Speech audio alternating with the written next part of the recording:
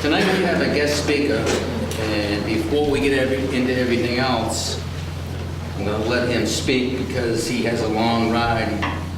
It's about an hour and a half.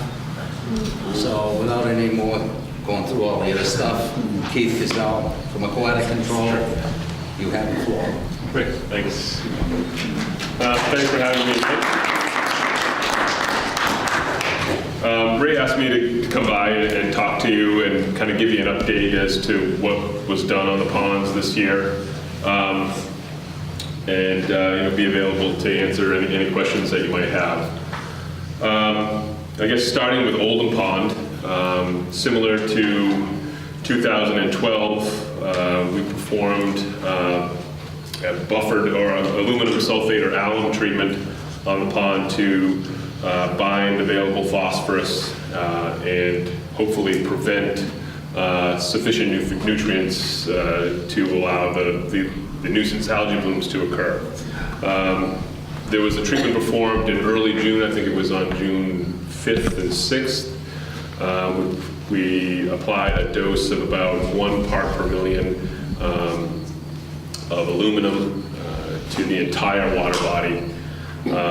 The treatment worked well. One of the reasons that we have decided to kind of wait until a little later into the growing season is the way that the chemical reaction works with the aluminum is that it's actually more efficient when there's other colloidal or particulate matter in the water. And so we're kind of waiting a little bit for the algae to start to grow. The reason being is that, again, it's more efficient in stripping out the phosphorus if there's something else for it to bind with as well. Because the phosphorus levels are pretty low at this point in Oldham, we want to be as efficient as possible with that process. So we're waiting a little bit later into the growing season rather than in mid or early May when some other alum treatments are performed. So that treatment went well. Based on the data that we had collected in 2012, we decided that perhaps a follow-up treatment would be required because in 2012, late July and even mid-August, towards the end of the growing season, there was an increase in phosphorus and as a result, an increase in microscopic algae growth, the blue-green algae species. So in order to try and prevent that, we decided to come in about we thought about a month to 6 weeks after the initial treatment. We ended up performing it in late July, the last week of July. And really rather than targeting a whole lake treatment again, we performed a treatment of just those deeper water areas in the pond. And the reason being is that in the deeper water areas, there can be some thermal stratification, meaning that there is cooler water on the bottom layer, closer to the bottom of the lake, and there's warmer water on top. Because there's a density gradient between those two water temperatures, layers of water, the phosphorus that's bound in the sediment can actually be re-released into the water. And so what we were thinking is that as that thermal stratification kind of sets up later in the summer, that may be occurring, that phosphorus is leaching back into the photic zone, and you're seeing the microscopic algae growth as a result. And so we thought by targeting just those specific areas, we may be able to, again, precipitate out that phosphorus. I think we had a good season. We did start to see increasing levels of a blue-green algae species called Anabina in mid-September. We also saw it in Furnace.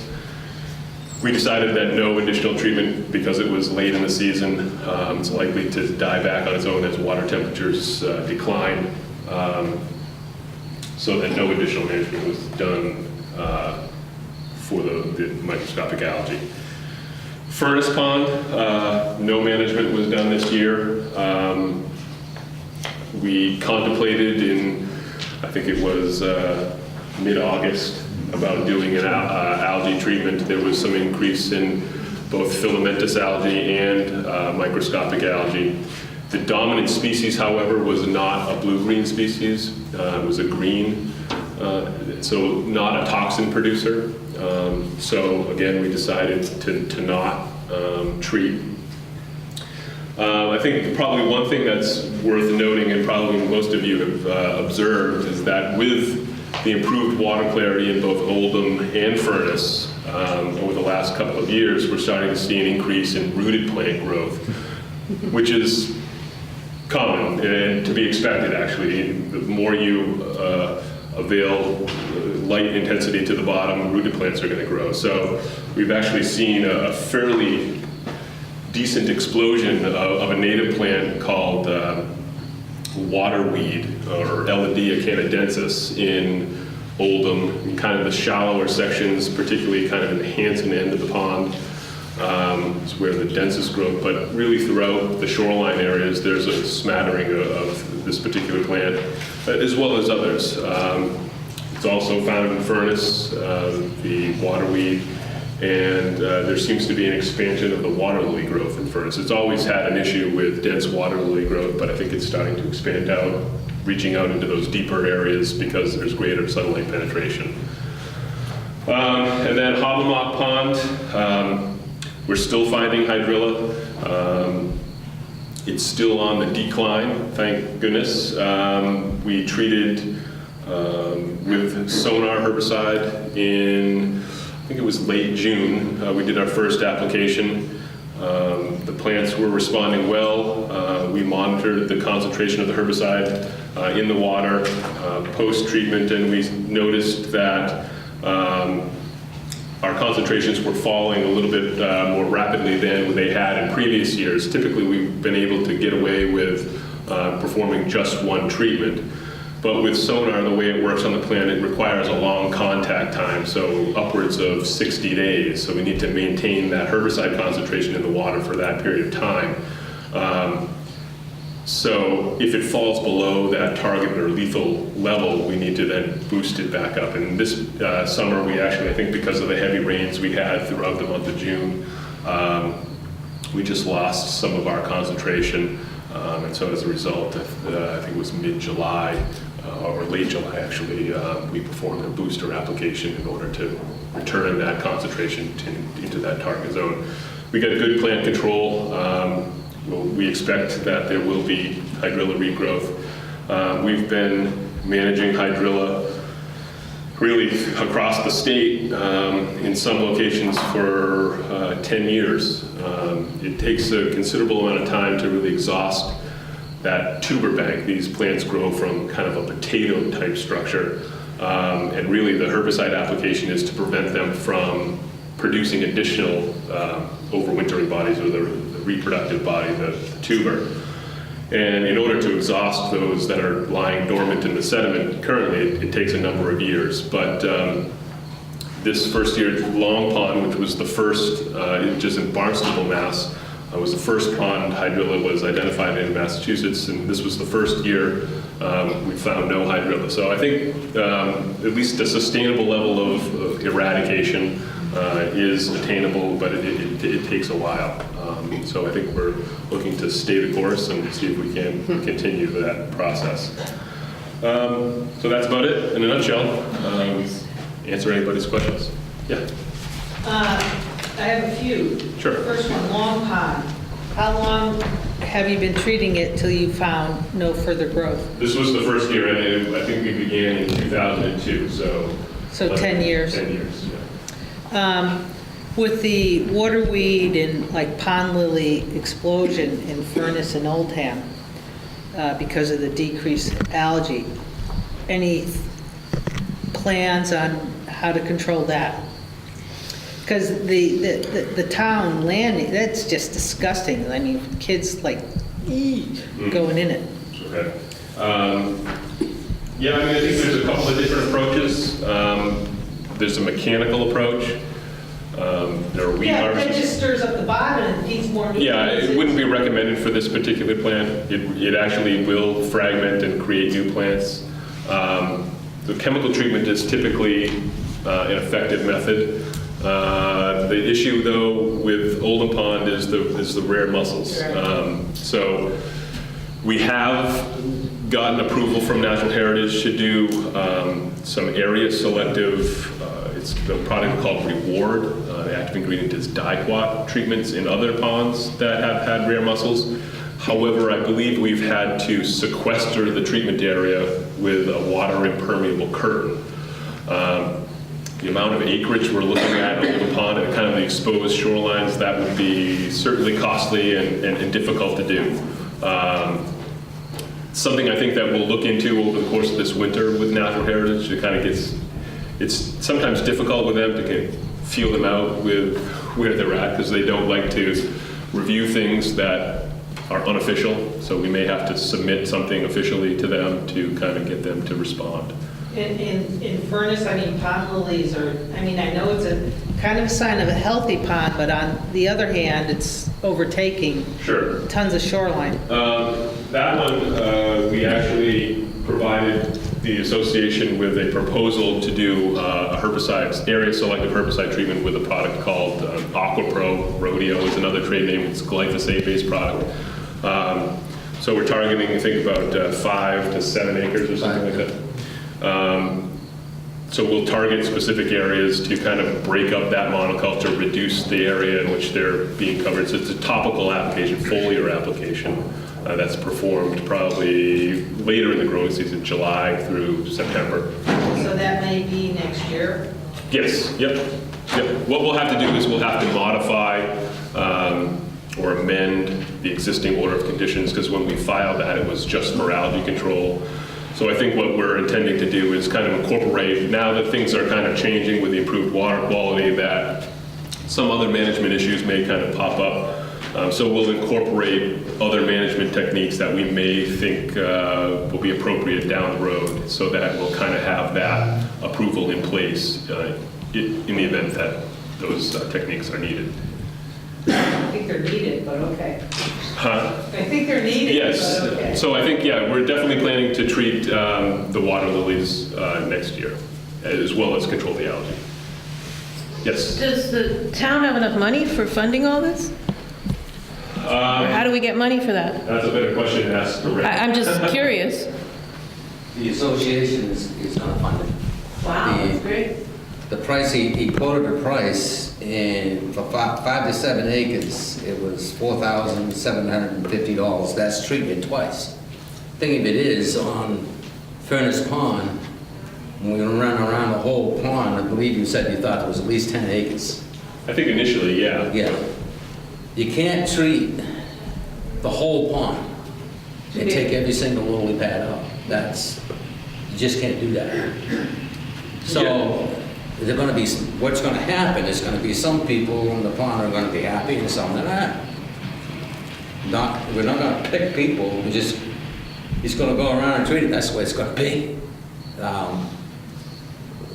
Yeah, I think we'll certainly, when we designate Yeah. specific areas, we'll be in contact with Ray. We'll try to incorporate both the recreational component to the best that we can as well. But it'll probably be primarily driven by habitat benefit. So by creating kind of a mosaic or edge effect is really what's important with respect to fisheries and other aquatic wildlife. So those large expanses of areas, will cut lanes through those, kind of push them back to shore a little bit. And then we'll certainly, homes or high-use areas that are being affected by dense water lily growth, will probably select some of those as well. And what are you going to treat with? It's a product called AquaPro. It's a glyphosate-based product. And so for people's wells? There's no restriction or risk. It doesn't migrate through the soil. Any other questions? Yeah. Down in another pond, not out here, but closer to the city, they had a company which the gentleman at one point did work here in Pembroke. That company has a hydro rake or something like that, which can be brought right up to the edge of the water. Right. Hydro rake is essentially a floating backhoe, but Right. rather than a bucket, it's got a York rake. And they gave the people that lived on the pond the option of bringing it in to in front of their house. The people paid for it, and it was around $300 to $500 to do it. Yep, I mean, we certainly own and operate hydro rigs. I think from a cost perspective, it's significantly more to do the hydro raking, and I think that's why we opted to do the chemical treatment in this case. Well, the chemical treatment you haven't done yet, Correct. okay? And if you put the chemical in, well, fine, we'll see what you can accomplish with it. Now, I think a lot of the people would be willing to do it. I know I would have no objection to have it done. The man next to me, he's not here today, and looking around, I don't notice anybody from our any town officials here this time. Evidently, they've come to the attitude that the ponds aren't important. Well, I can't go and vote because I don't live here all the time. I will go into the State House again and see what can be done. But I can't understand why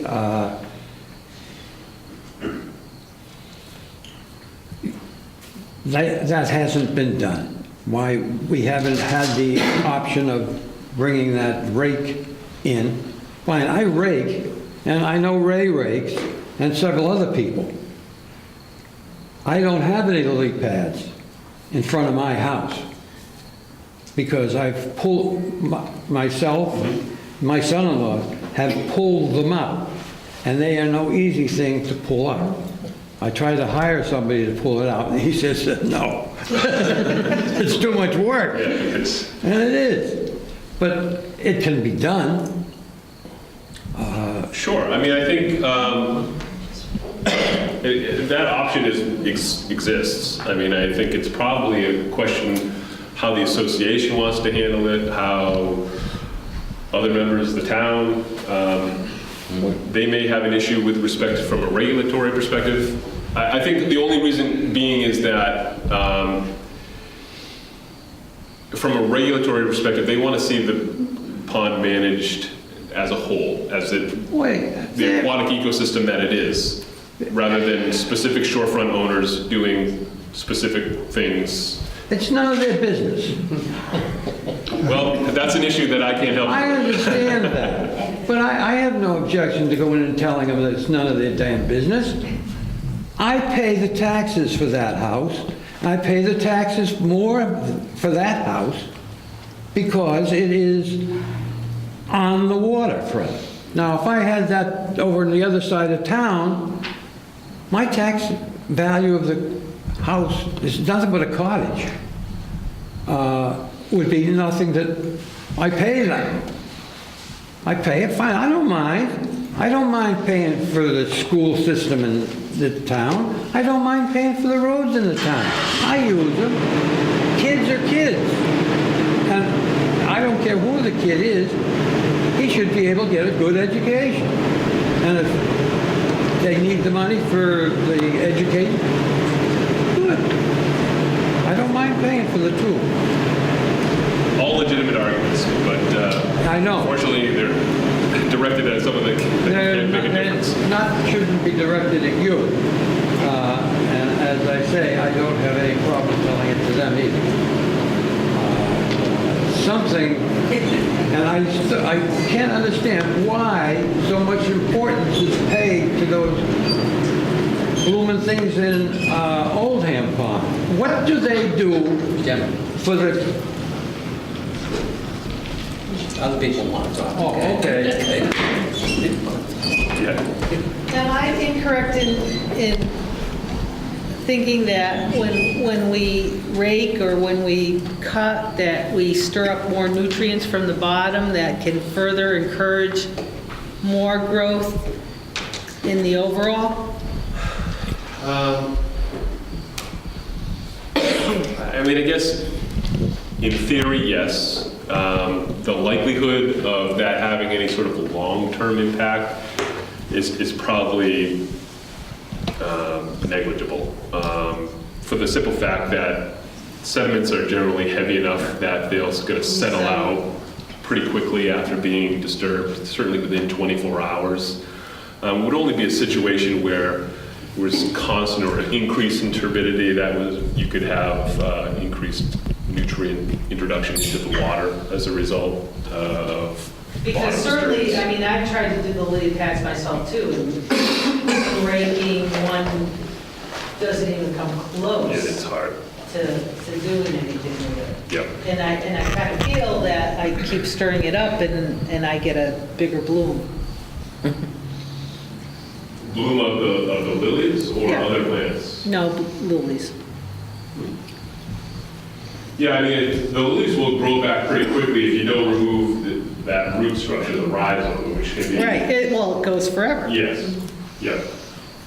You can get all of that out. What can happen is though, if you kind of going in there and by hand often, you break that rhizome up, you get pieces of it out, so it actually looks like more come up because even just a segment of that rhizome will put up a new plant. It's like a yucca plant. Yeah. Trying to get rid of The those. more you pull it apart, the more you get. Well, this is for everybody. I don't know if you're aware, I'm like a one-woman crusade for the Hobbamock. I have an appeal to the DEP, appealing the Conservation Commission's decision to clear-cut the recreational easement in my backyard, promoting erosion, destroying the habitat, pulling up 65 feet of waterfront planting, roots included, across the beach, 100 feet back and 8 feet into the water, that conservation said was a good thing because it needs to be a beach, because it's historically been a beach. I asked them in the same analogy, if Mr. Clark swam in a cesspool as a child and the cesspool dried up and grass grew and somebody wanted to make it a cesspool again, would it be? And they said maybe. I don't have a lot of faith in conservation. They don't like me. They have given me a certified letter about me causing erosion 100 feet from the water, but they don't care about the habitat on the water, in the water, around the water.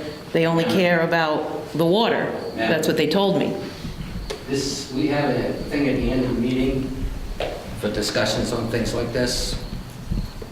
Keith's talking right now on something else. This really Well, has how nothing to long do with is it, how long is it going to be treated? Do we know? Is it funded? Does the town pay for it? The town tells me they pay for it, and I should be quiet because they're paying for it. It's $12,500 being put on the. Right. In November. They paid for it last year. So year to year, they vote on it? That's how they have to do it. Yeah, since essentially the first year, which was a shared grant, I believe, both the DCR, state DCR, and the town has funded that project fully themselves. We started that about 4 or 5 years ago, so. Right, 4 yeah, years. it's about, I read your thing on the website, yeah. But it's, so it's open, and it's year to year for a decision on Yes. continual treatment? Yep. Okay. Next. Does the treatment you speak of to treat the water lilies, I live on Furnace Pond, does that just kill the leaf? Does it destroy the rhizome through time if It repeated? does. It actually, it's a systemic herbicide, so, which means that it's absorbed into the leaf, but it's moved throughout the plant, and it'll kill both the rhizome and the vegetative portion. So you'll get multiple years of control. So we take multiple years for it to effectively destroy the rhizome? No, it'll actually control the plant forever. I mean, they will creep back into the area that's managed, but it's killing the whole plant. That rhizome is not going to produce new plants. How quick, oh, sorry. How quickly? do you see the plant die off? Probably within a few weeks, 3 weeks total from to see it disappear, I would say. Hi, I live on Hobbamock Pond. I'm relatively new to this topic. About treating the hydrilla, you cited Long Pond in Barnstable. You've been treating it for probably now, 12 years, from 2002, and you've pretty much eradicated it. Hobbamock Pond is so small. It's only about 7 acres, if I'm... 17. Is it really? Is it more than 10 acres? I didn't know that. Then is it a great pond?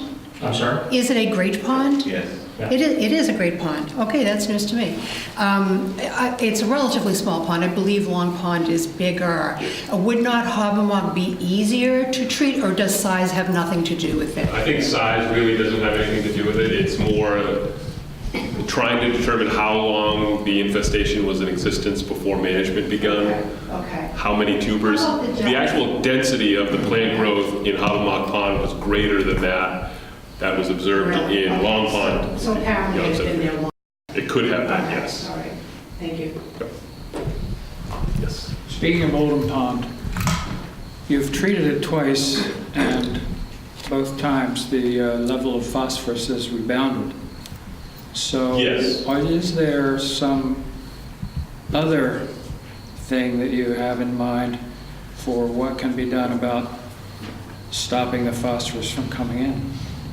Well, certainly there's probably watershed management is the first thing that comes into play. Preventing nutrient introduction into the surrounding area that ultimately migrates through water flow into the pond. So trying to mitigate that nutrient transport and nutrient introduction is an important long-term management strategy. I know the town has been diligent about upgrading storm sewers and things like of that nature. One of the reasons... That's not part of your contract. It's not, no. From an in-pond management perspective, one of the reasons that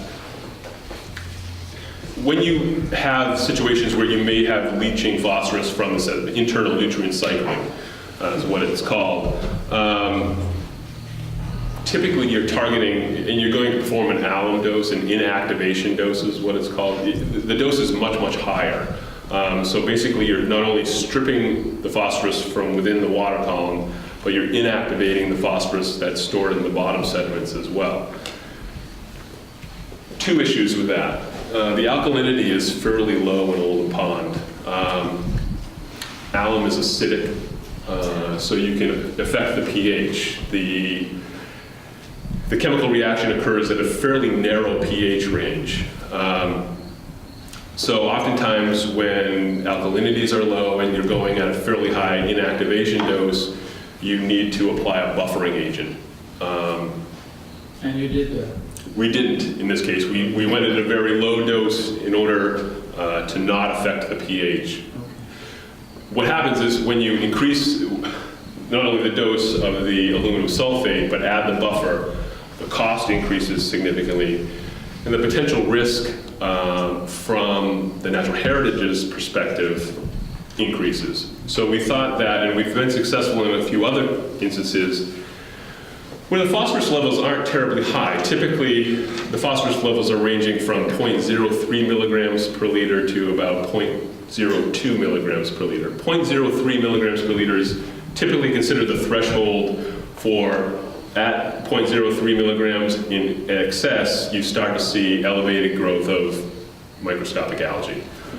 So we're kind of right at that threshold. So what our thinking was that if we can at least limit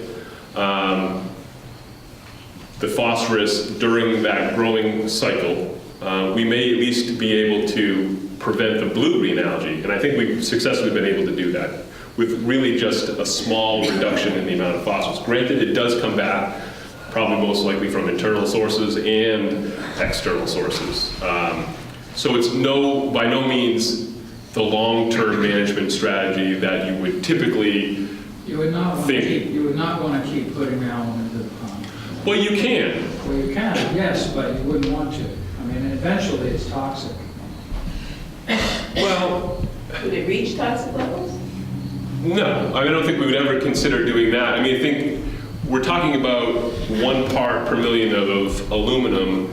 In some instances where we're targeting an inactivation dose, we're applying 40 parts per square meter of lake area. So the likelihood of us reaching through annual treatment with that level of dose is unlikely. The real risk with aluminum toxicity is, again, causing that pH to alter as a result of the application of the product, so that that reaction from the aluminum no longer binds to the phosphorus. You have free aluminum. That is certainly toxic to fish and all life, really.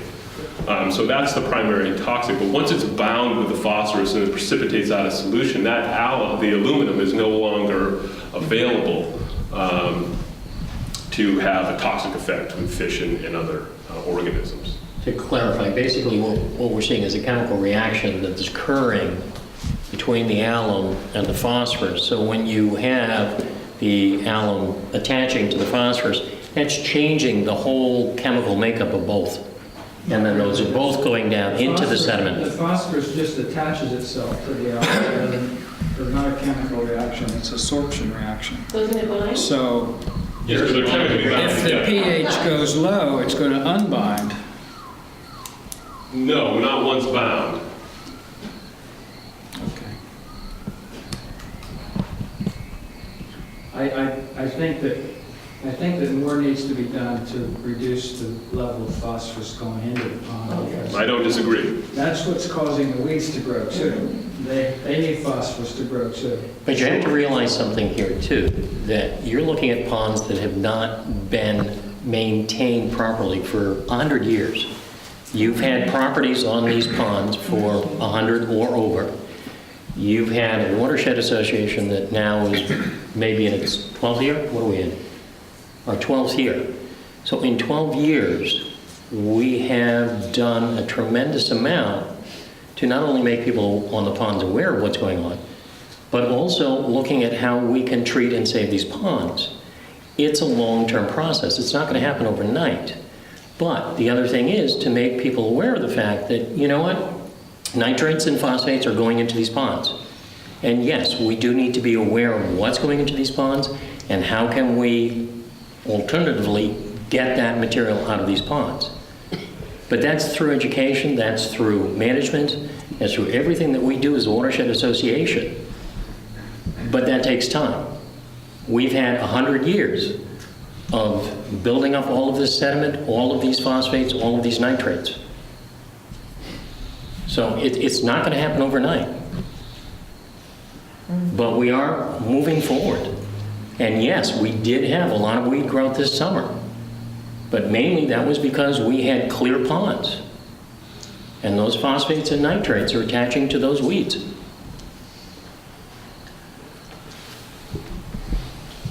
Anybody else? And if you look at the number of people that are here right now, it's a little bit ridiculous. There were a lot more last year at this time. So what you're saying is get the people to understand. Absolutely. Evidently, the people don't give a darn. So, Always been a problem. pardon me? That's been a problem. It is a problem. And it's always going to be. And it's evidently going to stay a problem unless something drastic happens. And what drastically happened was last year, the beach area was shut down. And all of a sudden, a lot of people gave a darn what was going on. But you don't want the beach to have to be shut down in order to get everybody to understand what has to be done. So, I don't know what you're going to do. Sometimes Is the that's town how it on works. board? Right. Do we think the town is on board? No. I don't think so, but that's personal opinion. You don't think the town's on board? Not I in do. my position, no. I do. There's someone right here that can just... I understand. That's good. He is one man, and I know he is interested. He has been here every meeting that I have seen. He has been here. But that's one man. You've got a whole lot of great big... I know, Okay. personally, I don't know a lot of other ones that are interested. Yeah. I think you do too. Yeah, we've gotten help over the years from Dan Webster and Josh Cutler and Therese Murray, and the town has put up money when they've been able to do it, and they did put up 12.5 the other night on the warrant. I assume it'll get voted at town meeting.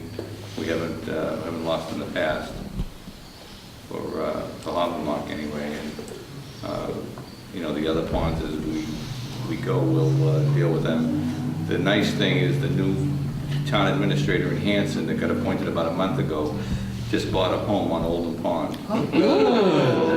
He's very anxious to get together. I have a meeting scheduled with him on Yeah, there you go. Find that realtor. Where was he a couple of years ago? I don't know what town he's from. I haven't met him. I've only spoken to him on the phone. Oh, he's from Connecticut? Yeah, well, he's very nice on the phone. I haven't met him in person yet. But he's very interested in getting up to speed, and Wonderful. I think we'll get a new level of cooperation. Because Hanson's been pretty good the last couple of years anyway. Realtors first. Does Hanson contribute money, the town of Hanson? Because I'm on the Hanson side of Oldham Pond. Does the town of Hanson contribute anything to the association besides, you know, just the dues that we pay, but they should? They did. Last They did, year. about 3 years ago. I think it was like $5,000 or $4,000. I forget the exact figure, but they did pay for, I don't remember what it was for. It was to do when we were gonna start testing for all the permitting Yeah, and yeah. everything. Permits. Then, a couple of years ago, maybe longer, I think it was 2, you were involved in that too. The town of Hanson did, at that time, come up with $15,000 For that pipe? to fix an area in Old Pond. There's a pipe that goes in on that Yeah, corner where it's and bad, which nothing has been done, it's gonna nothing. kind of draw. Meetings. I do have, I'll have a meeting.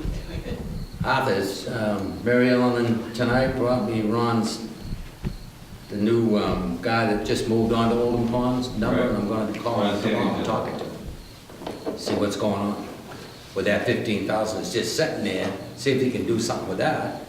Or maybe they can help Over with the 8th, more. I think it is. I'll let you know the time. If you can make it, all the better.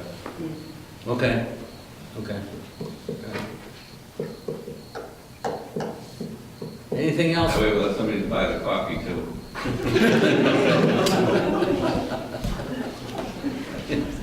Anything else for Keith? All right. Actually, I got one for you.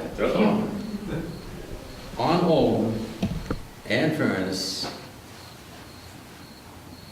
you got, there's one weed you didn't bring up that exploded.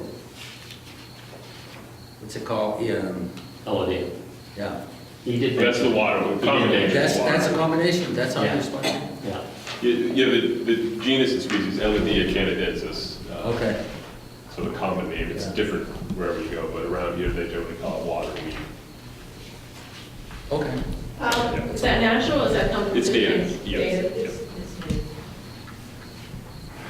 Not necessarily for you, but, I mean, that has exploded on that town beach area.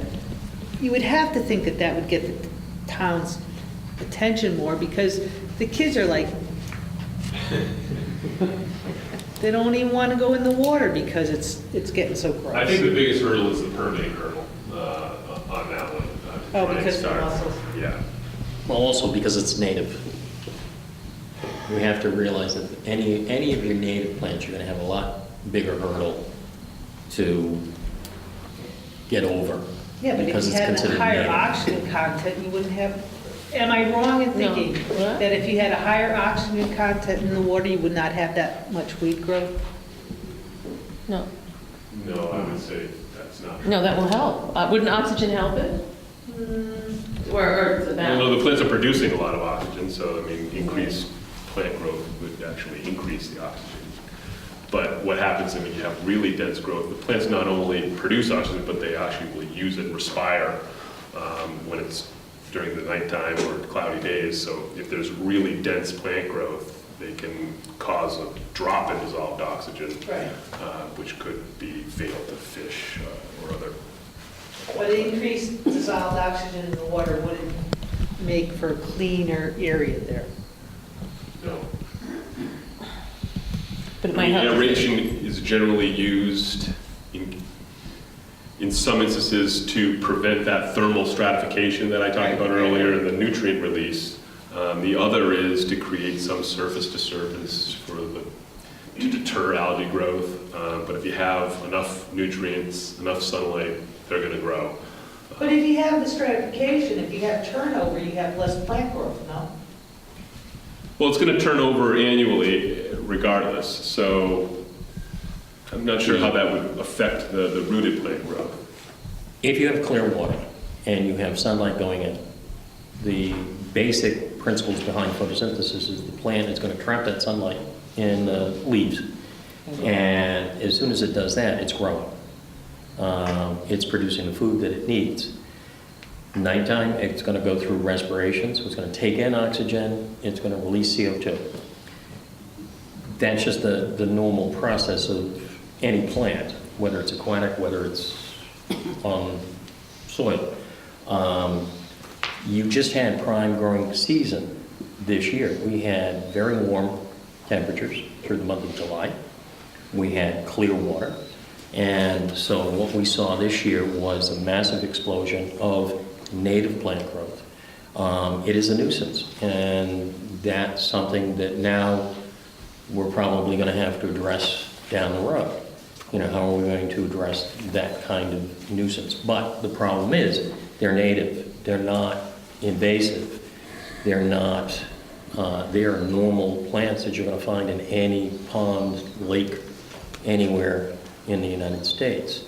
So you have to be kind of wary of what you do and how you treat. So with that, if it's a floating mass, certainly you can take that floating mass out of the pond and put it in the woods or whatever, and take it out, and it certainly can turn into organic material. Yeah, But from a that's- regulatory perspective with native plants, you're going to have to really demonstrate a real need for management beyond a recreational Water need. temperature come into this too? Like, the cooler the water, the less the growth? Doesn't vary that much, does it? In Oldham, The temp? seasonally it does, Yeah. but no. Yeah, warmer is certainly, but once it reaches a certain temperature, I think, if you go from 75 degrees to 80 or 70 to 80, it's not going to have a dramatic impact on the level of plant growth. Once it gets warm enough for plants to grow, you're going to see, that's generally around 60 degrees. And so what depth is a thermal incline setting up at? There's not a definitive thermal climb that develops because Oldham is generally not deep enough. Maximum depths are about 12 feet. We find in the Northeast, you probably need about 15, 16 feet to get some level of thermal climb, but there is a natural degradation in dissolved oxygen as you get closer to the sediment-water interface. So it doesn't require a distinct thermal climb for there to be the leaching of phosphorus from the bottom sediments. It can be just a small layer on the bottom, and we certainly do see that in our temperature dissolved oxygen profile. Okay. Great.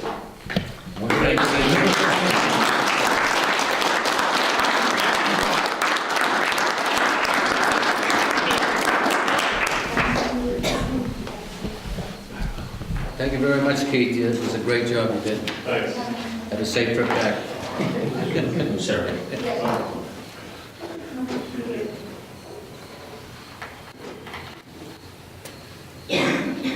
I'd like to thank Jim Campbell, committee chair of the Boy Scout troop. I don't know if he's still here or not. He's out making a call. He's out making a call? Yeah. Okay.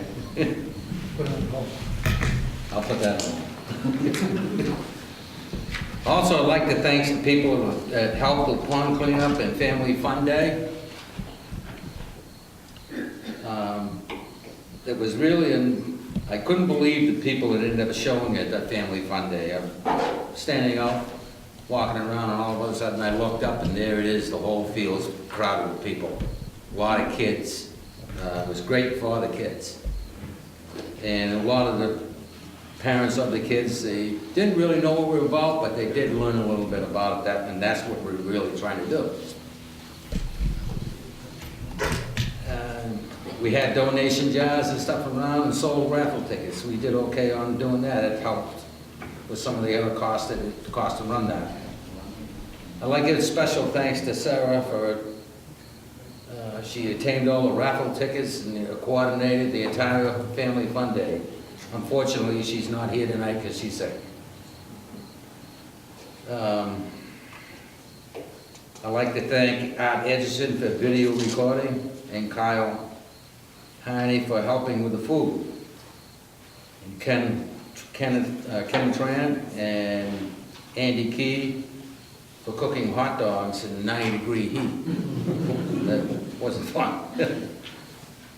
And another one is Steve and Amy Downing for doing the raffle table, and Bill Glover, which is standing right over there, for doing his demonstration in various weeds and on the ponds. He did a great job with that, and I think a couple of kids from the high school helped you with that, didn't they? Yeah, they did. Yeah. Yeah, they did. We also did the watershed thing. Yeah.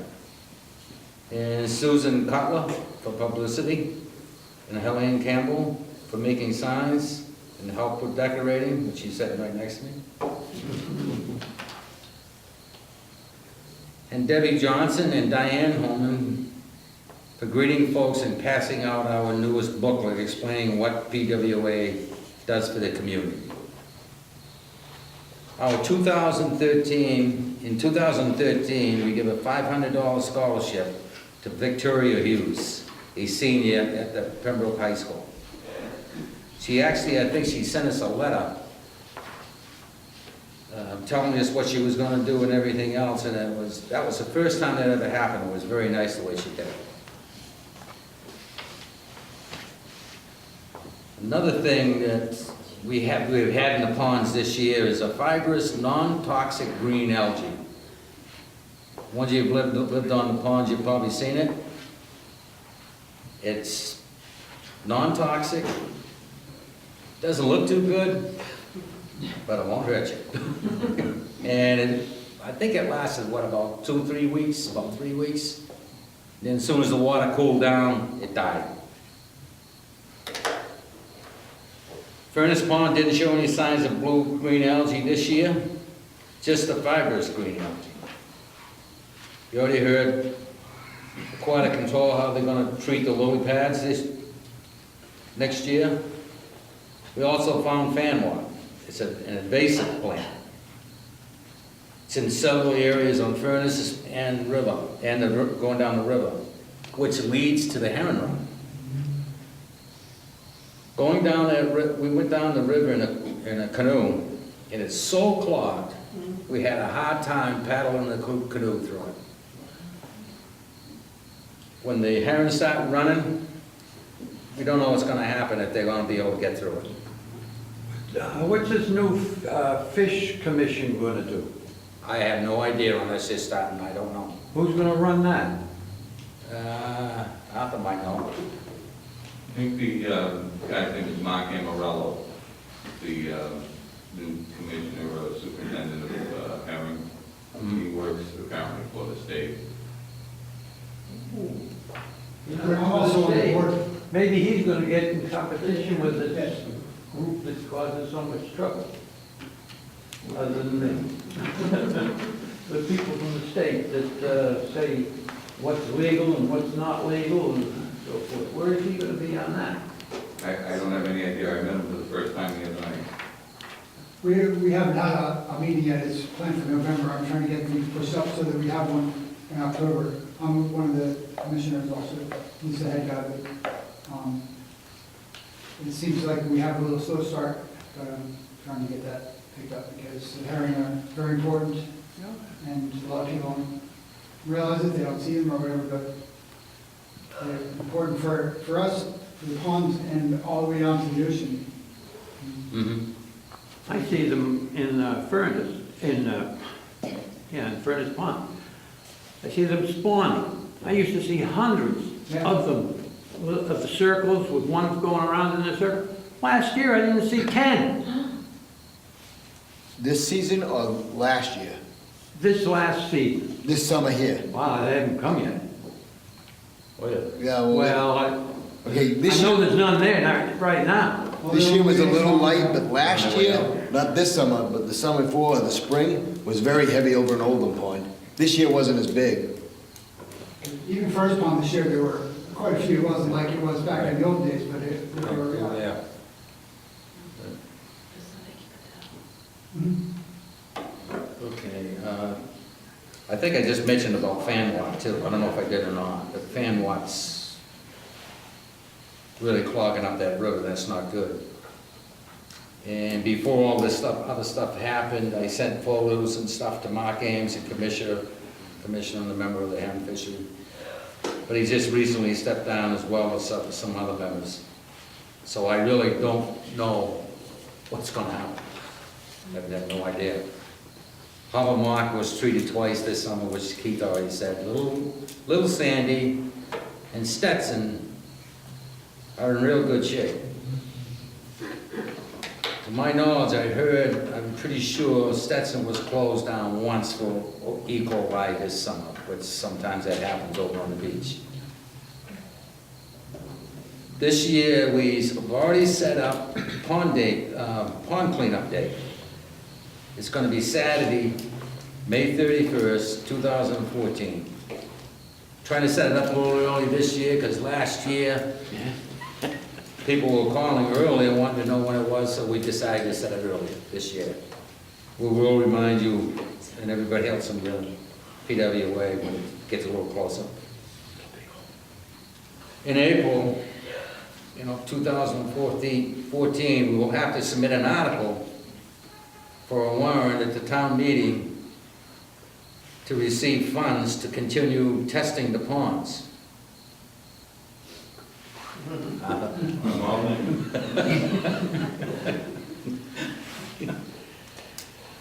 When that happens, we'll need everybody to go to the meeting so they'll get enough votes to pass it if it goes through. An article was also submitted for treatment of Walden Pond, so again, we will need attendance of as many people as possible to vote on that too. Okay, now, go to the committee reports. Vice President Sarah, she's not here. Executive Secretary Helene.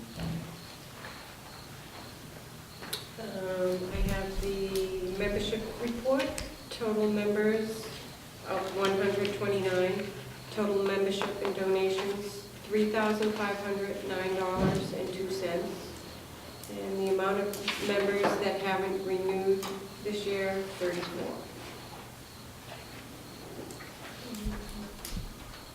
Go ahead. I make a motion to accept the annual meeting minutes as written. Second. The motion has been made to end. Motion has been made. Motion is accepted. Treasurer, Chuck? As of September 11th, which was our last executive meeting, basically we had income for the year for $3,099.43 for membership. Donations, $822.75. And raffle, $337, which gave us income of $4,259.18. Expenses going out was mostly for the Family Day. New England Aquarium, which came in, did a great job. $230.50. Don Cordero, $625. I think that was for face paint. Or was it? Do you know? No. Sarah. Anyways, High Angle Entertainment, $300, and Michelle Bolter for $100. Total expenses there was $1,255.50, and the balance we have in the treasurer's is $20,201.02. Thank you, Chuck.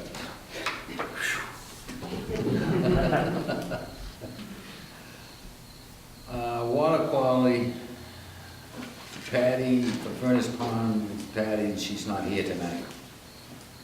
Stetson, One thing I will say, Patty's not going to be here tonight, but she does plan on putting together at least 3 to 5 year documentation this winter, so that we can see the historical data and have it in a nice format so that we can turn it into the town.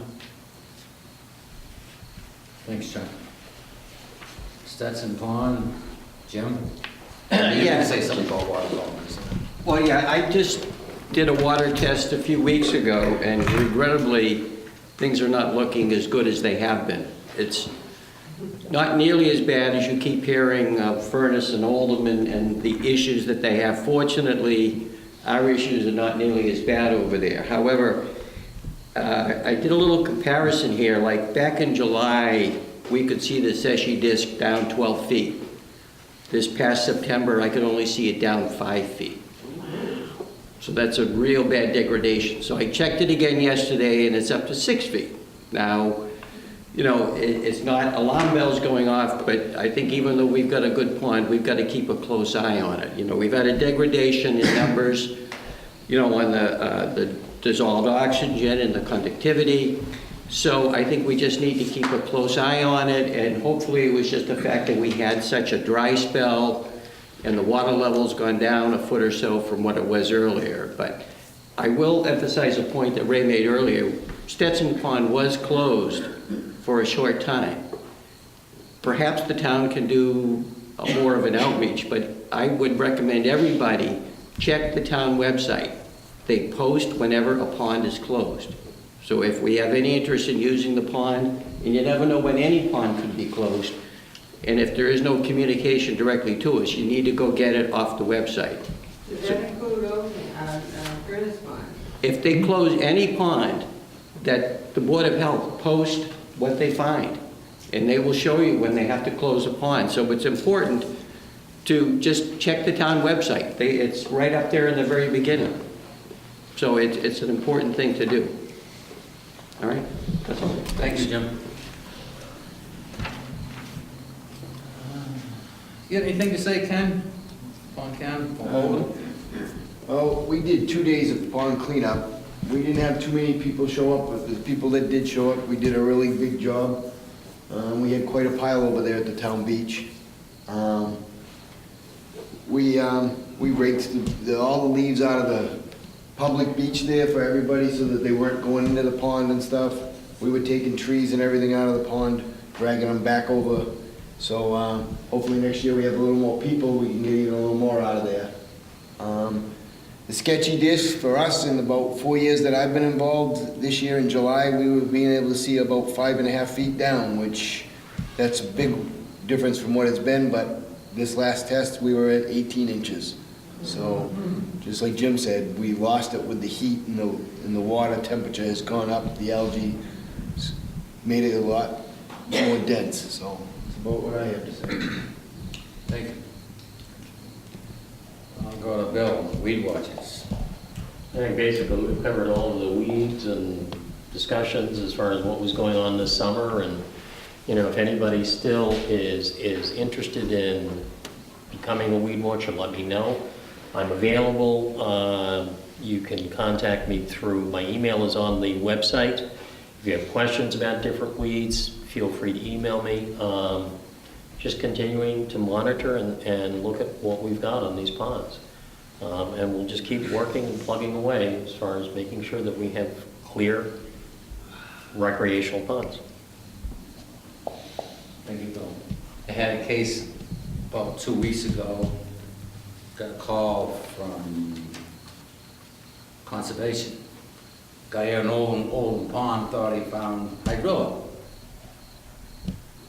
So they talked to him, they got some samples, I went down and picked them up, brought them over to Bill. And it wasn't hydrilla, it's so close to another plant, it looks like hydrilla, but it's not.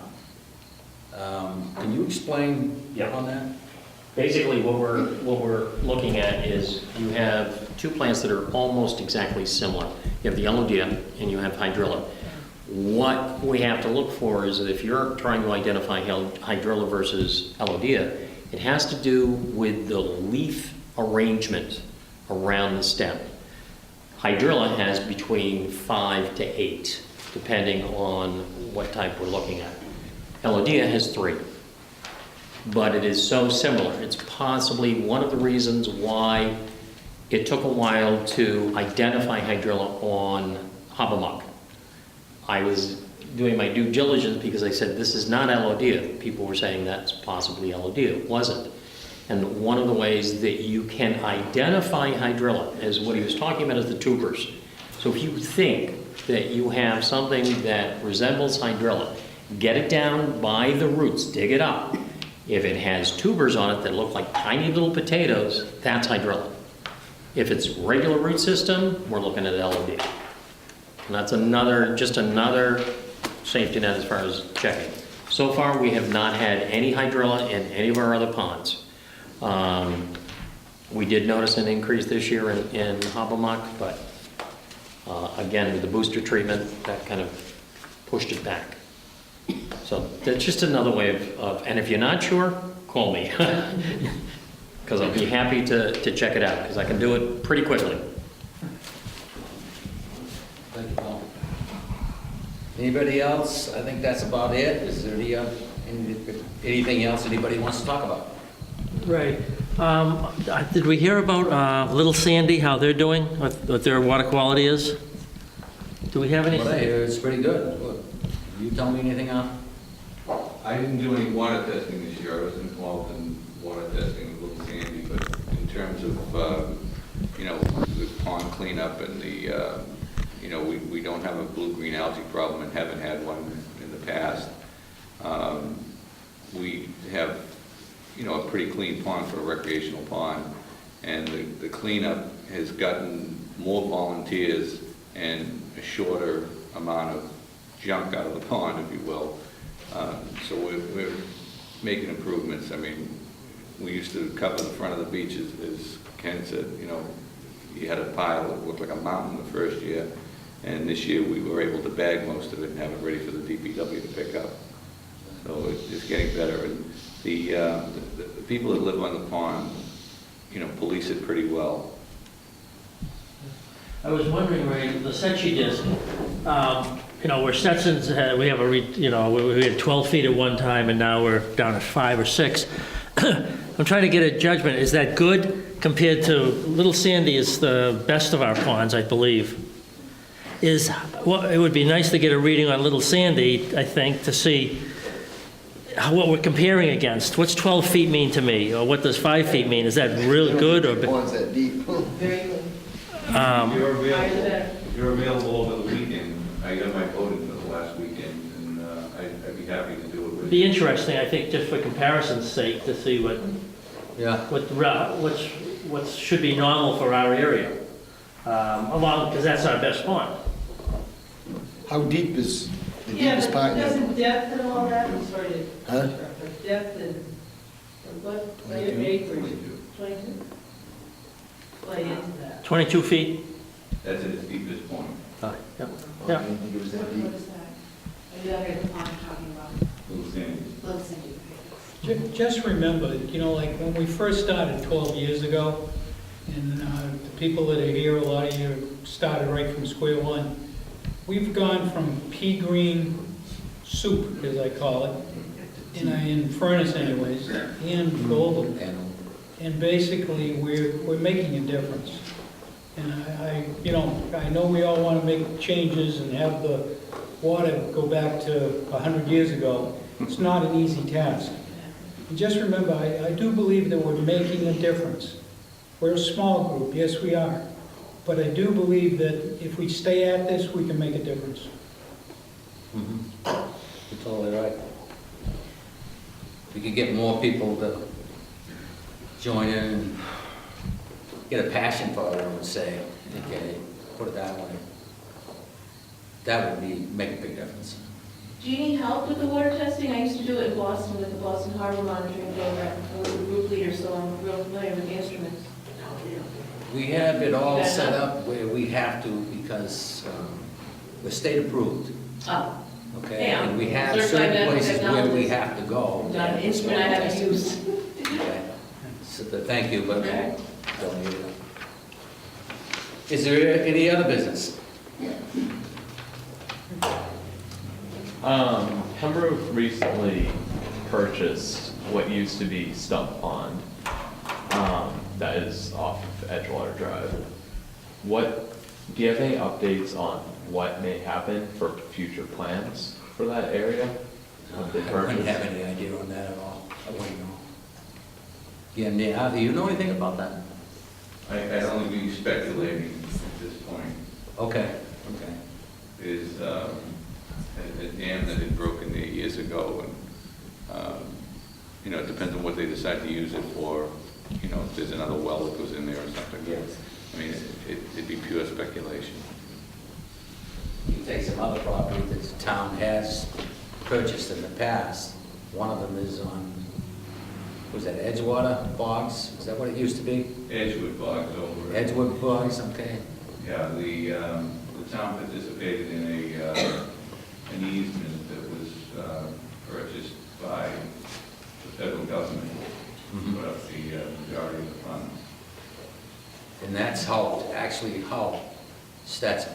Correct. Now, all the chemicals, as it goes on, each year will get better and better and better, because the chemicals get eaten up by trees and what's growing in there. Then all those chemicals are not running into like Stetson Pond. So, by the town doing that, it really helped. Other spots too, they've done the same thing. Yeah, the old Danford Bog was Yeah. a good purchase at the town as well. And windswept next to Little Sandy. So you're kind of doing away with some of the problems. You're creating the buffer zones that we need. Right. Well, if that's it, anybody's got anything else? Like to close the meeting? So moved. This meeting is so closed, and thank you for coming.